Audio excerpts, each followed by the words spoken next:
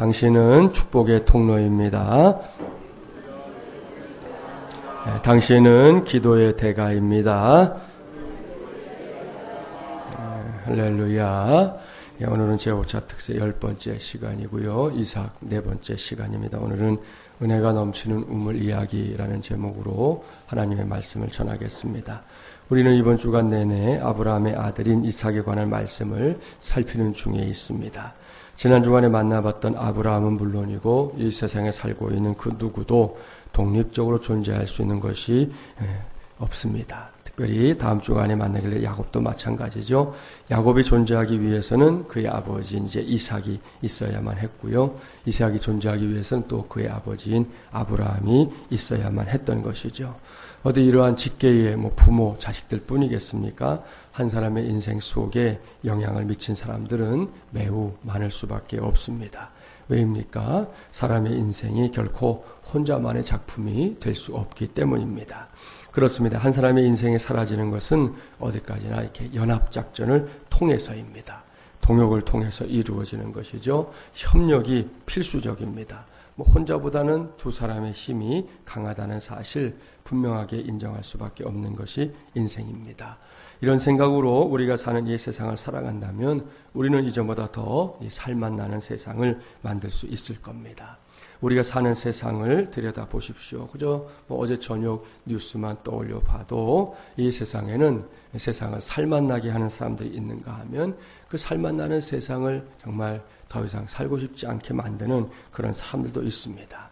이 살맛나게 하는 사람들은 결코 홀로 무엇인가를 할 수 있다고 생각하지 않지요. 다른 누군가와 함께 존재하는 것을 가장 의미 있게 생각합니다. 그래서 이 살맛나는 세상을 만들고자 하는 사람들은 결국 세상에게 생기를 주는 것입니다. 무엇보다 희망을 심어주고 또 그 주변에 있는 사람들로 하여금 꽃을 피울 수 있도록 자신이 거름이 되어주려고 안간힘을 쓰는 사람들 분명히 있습니다. 그렇게 사는 한 부부를 소개하려고 합니다. 미국 볼티모어에 사는 메리 니콜스와 올로 니콜스라는 부부인데요. 연세도 많으세요. 사진도 준비했는데 이분들은 평생을 시각장애인으로 살아왔습니다. 이들은 무엇보다 예수님을 그리스도로 고백하는 저와 여러분처럼 예수 믿는 사람들이에요. 그렇게 자신들이 앞을 보지 못하면서 우리나라에 시각장애인 4명 각각 이름을 킴, 마크, 엘렌, 세라 이렇게 지었는데요. 이 4명을 우리나라 아이들을 입양해서 사랑과 정성으로 양육했습니다. 그들은 수차례 입양을 원했지만 본인들이 시각장애인이라는 이유로 뜻을 이룰 수 없었습니다. 그래도 포기하지 않았고요. 마침내 한 복지단체의 맹인 부모 교육을 받고 나서 자신들과 똑같은 처지의 아이들을 입양하게 된 겁니다. 입양 당시 2살이었던 킴은 부모의 헌신적인 노력으로 지금은 운전이 가능할 정도로 시력을 회복했고 결혼까지 해서 이 컴퓨터 소프트웨어 기술자로 일하고 있고요. 둘째 아들인 마크 또한 부모의 노력으로 현재 일상생활이 가능할 정도로 시력이 회복되어서 음반 가게에서 일하고 있다고 합니다. 엘렌은 두 오빠와 달리 이 선천적인 신경계 이상으로 현대의학으로는 이제 이식 수술이 불가능했지만 그래도 잘 성장해서 결혼도 했고 아이도 낳고 살고 있습니다. 니콜스 씨는 미 연방 사회보장국에서 일하고 있는데요. 이제 곧 은퇴를 앞둔 70이 가까운 나이지만 그래도 아직 쉴 수 없다 말합니다. 왜냐하면 그에게는 이 정신 연령이 여전히 2살배기 수준에 머물러 있는 이 막내 이 세라의 뒷바라지가 남아있기 때문이라는 것이죠. 참으로 대단하고 위대한 일입니다. 생각해 보세요. 멀쩡한 이목구비를 갖추고서도 남을 비난하고 자신의 유익을 위해서는 너무나 쉽게 타인을 짓밟는 그런 세상 아닙니까? 그런데 이분들은 평범한 사람들이 갖고 있지도 않은 장애를 가지고 있으면서도 도리어 어려운 사람들에게 희망을 심어주고 그 주변에 있는 사람들을 살만나게 해주는 그런 인생을 살고 있는 것이죠. 그런 의미에서 요즘처럼 어렵다고 하는 이 시대에 변함없이 이 땅 안에 희망을 심어주는 교회, 어려운 아이들에게 희망을 읽어주는 요즘 독서 지도사들도 있고요. 1%의 희망에도 포기하지 않는 의사들이 아직도 이 세상에 존재합니다. 또한 희망을 배달하는 아름다운 가게들도 있고요. 희망을 나누어주는 기업 등등 이 희망의 씨앗을 뿌려서 세상을 살만나게 하려고 하는 사람들은 여전히 이 땅에 있다는 것이죠. 그런 사람들이 있다는 거 우리 모두에게도 행복이고 이제는 거꾸로 저와 여러분이 이 세상 속에서 그와 같은 역할을 해야 할 줄 믿습니다. 그렇습니다. 사람이 진정으로 아름다운 때는 이렇게 서로를 위해 주려고 애쓸 때입니다. 그러면 혼자서는 할 수 없는 것을 해낼 수 있게 됩니다. 무엇보다 그런 사람들이 모이면 이 험한 세상이 보다 살맛나는 세상, 희망찬 세상으로 변하게 될 텐데요. 우리 마중물 연합교회 성도들이 여러분이 있는 그 각자의 자리에서 또 우리 교회가 이 지역에서 그런 역할을 꼭 감당해낼 수 있기를 주님의 이름으로 축복합니다. 오늘 우리가 이삭에 관한 말씀을 살피되 바로 그런 관점에서 봐야 하기 때문에 앞을 좀 장황하게 말씀드렸습니다. 이제 본격적으로 본문을 볼게요. 앞서 말씀드린 사람들의 부류 가운데는 이 세상을 살맛을 잃게 하는 사람들이 있다고 했지 않습니까?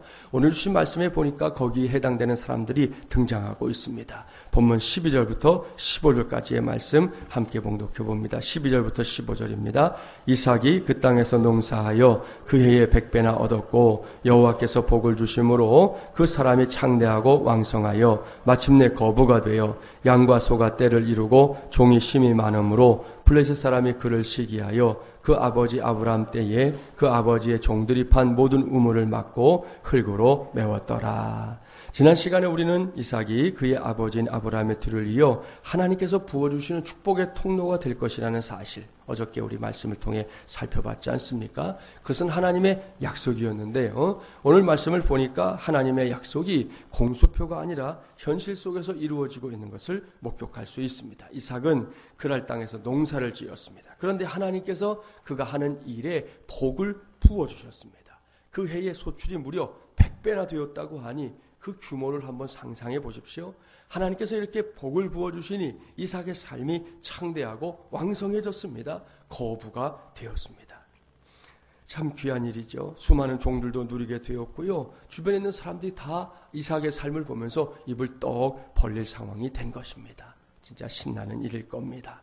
사랑하는 새벽용사 여러분, 이렇게 하나님께서 작정하시고 복을 부어주실 때에는 그 누구도 그것을 막을 수가 없습니다.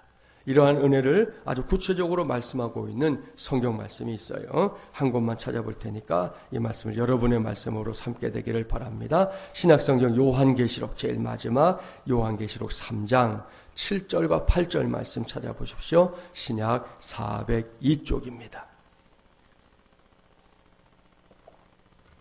요한계시록 3장 7절, 8절, 2절 말씀, 오늘 새벽을 깨운 우리 새벽용사들의 말씀이 되기를 바라는 심정으로 함께 봉독해 보겠습니다.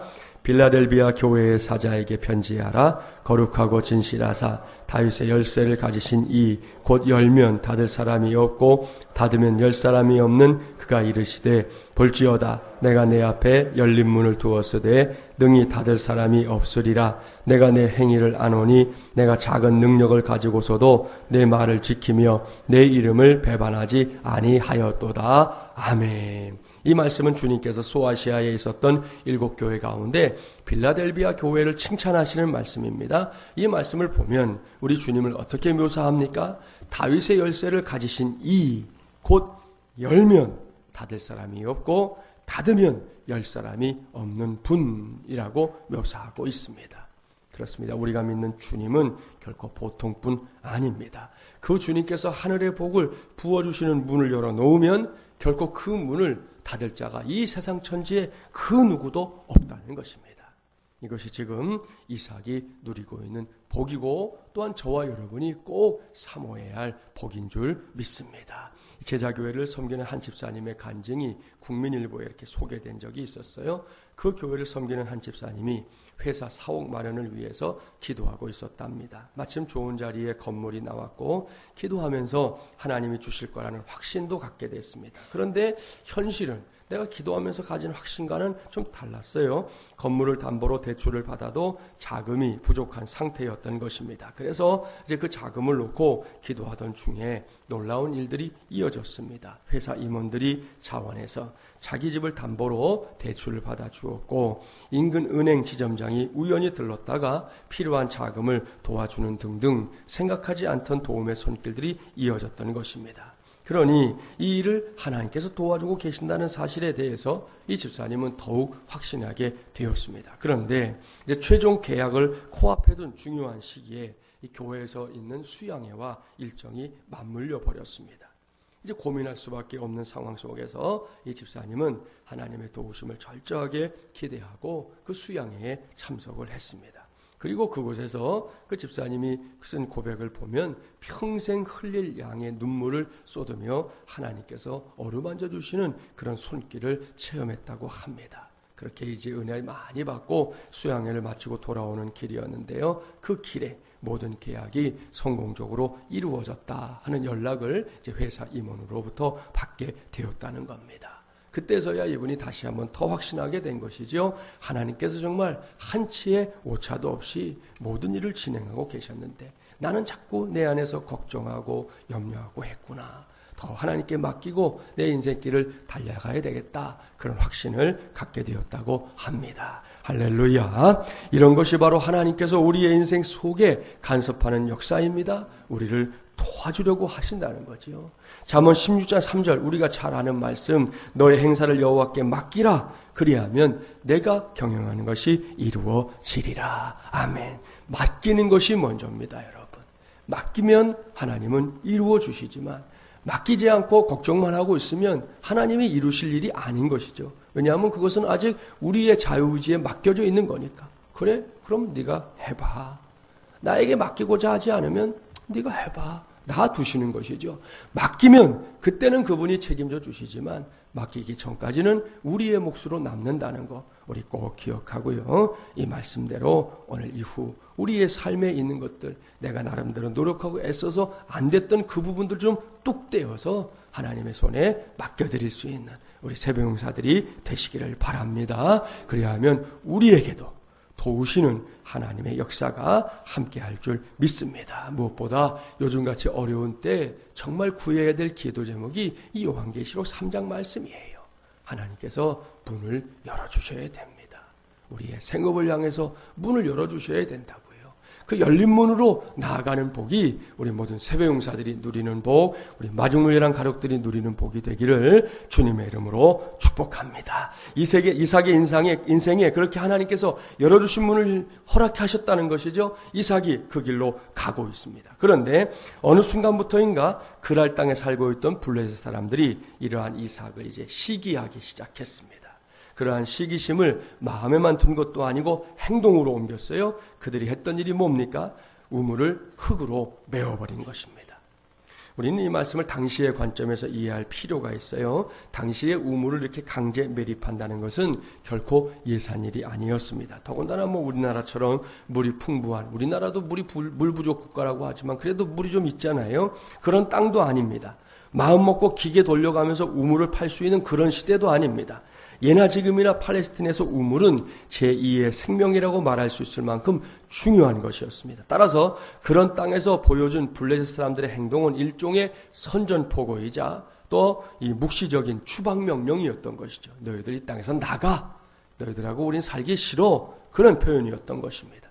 사태가 이렇게 치닫게 되자 아비멜렉 왕이 직접 이삭을 찾아와서 이삭으로 하여금 다른 지역으로 좀 이주해달라 부탁하기에 이르렀습니다. 이삭은 그러한 공고를 받아들였습니다. 그래서 예전에 아버지인 아브라함이 거주한 적이 있었던 지역으로 거처를 옮겼는데요. 거기서도 문제가 생겼습니다. 그 과정을 보겠습니다. 본문 19절부터 22절 말씀 함께 봉독합니다. 19절부터 22절입니다.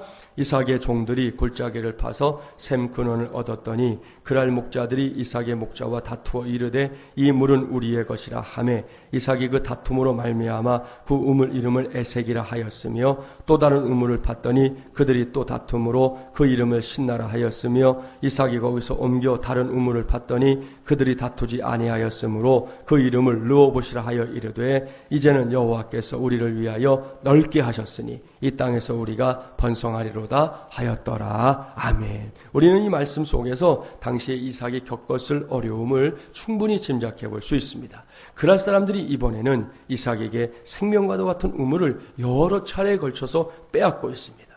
처음으로 빼앗긴 우물을 가리켜 이삭은 다툼이라는 뜻의 에색이라고 불렀고요. 두 번째로 또 빼앗긴 우물은 대적함이라는 뜻의 신나라고 불렀습니다. 여기까지만 생각해도요, 우리식으로 말하면 속에서 열불이 나는 일이잖아요. 정말 뚜껑이 열릴 일이잖아요. 아니 어떻게 이럴 수 있습니까? 칼만 안 들었지 강도짓 하는 것과 다를 게 하나도 없습니다. 그런데 여기서 더 이상한 것은 이삭의 태도입니다. 앞서 말씀드렸지만 이삭은 이미 거부가 됐습니다. 많은 종들을 거느리고 있었습니다. 그러니까 마음만 먹으면 얼마든지 싸울 수 있었다는 것이죠. 그런데 이삭은 한사코 그랄 사람들과 싸우는 쪽을 선택하지 않고 있습니다.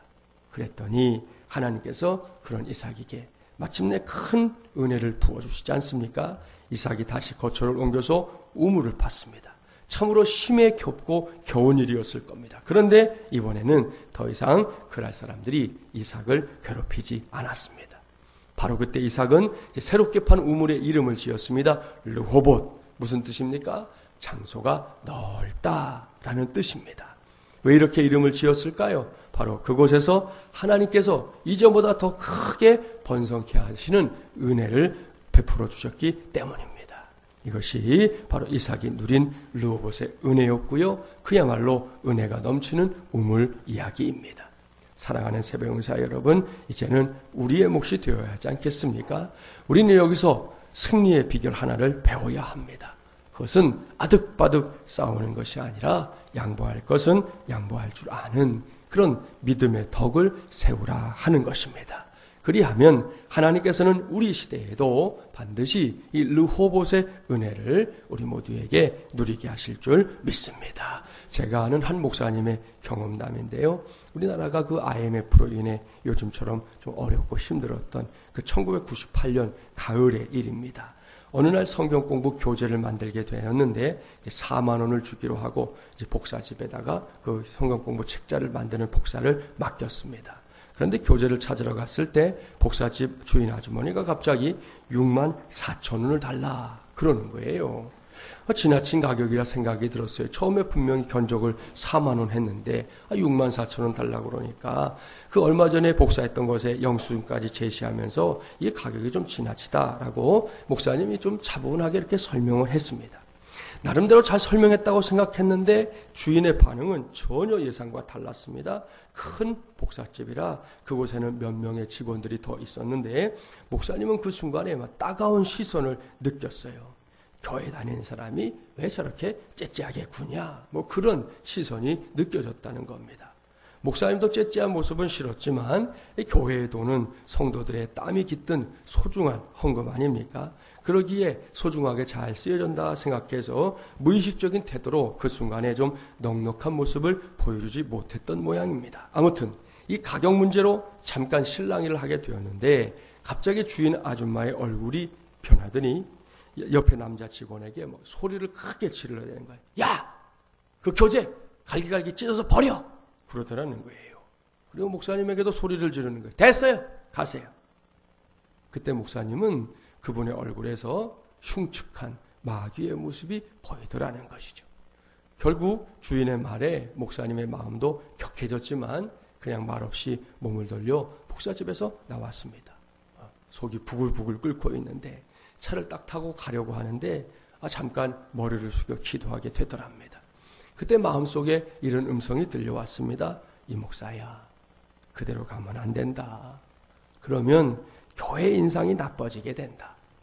교회의 돈도 소중하지만 먼저 저들의 마음을 좀 어루만져 주어라. 그리고 지금은 IMF 시대인데 기왕이면 종이 한 장도 아껴야지. 하나님 참 걱정도 많으세요. 종이 한 장 아끼는 것까지 얘기해 줬으니 그들이 요구하는 돈 다 주고 그냥 교재 받아와라. 기도하는데 그런 마음이 이제 생긴 거예요. 그러고 나니까 마음이 침착해졌습니다. 목사님이 심호흡을 좀 가다듬고는 다시 복사집으로 들어가서 공손하게 말했어요. 아줌마, 제가 아줌마의 마음을 불편하게 해드린 것 같군요. 서로의 의사소통이 부족했던 것 같습니다. 그런데 아무리 속이 상해도 이 IMF 시대에 이미 만든 교재 아깝게 그냥 버리면 되겠습니까? 그냥 저에게 주십시오 하고는 이제 6만 4천 원을 이렇게 내밀었어요. 그 순간 갑자기 그 복사 집안이 조용해졌습니다. 곧 그 주인 아주머니도 태도가 공손해졌어요. 그리고는 처음 부른 가격보다도 더 싸게 3만 원만 받고 나머지 3만 4천 원은 또 돌려주더라는 거예요.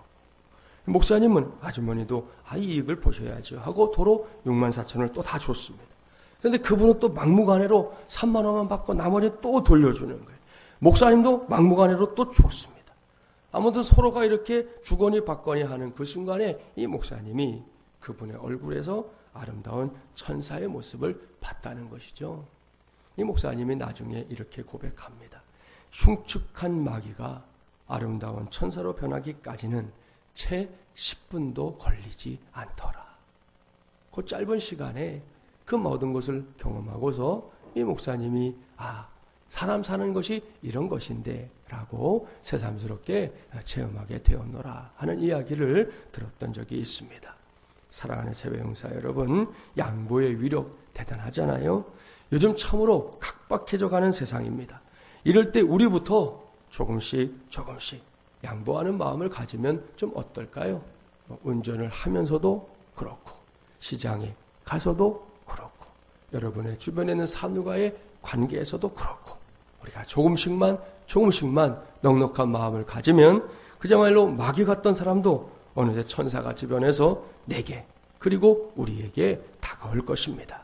그리고 이것은 우리 모두에게 이 르호봇의 은혜까지 누리게 하는 축복의 길이 될 줄 믿습니다.